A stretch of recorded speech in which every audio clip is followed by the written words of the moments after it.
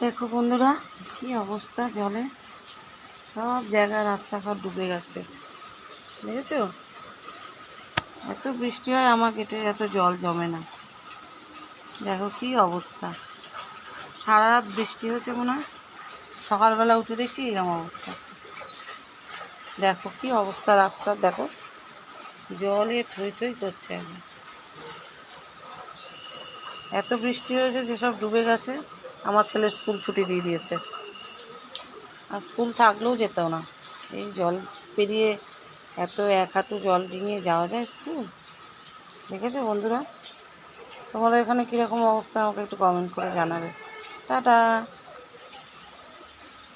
দেখো ইস, কি অবস্থা দেখো, কোনটা ড্রেন আর কোনটা রাস্তা বোঝাই যাচ্ছে না।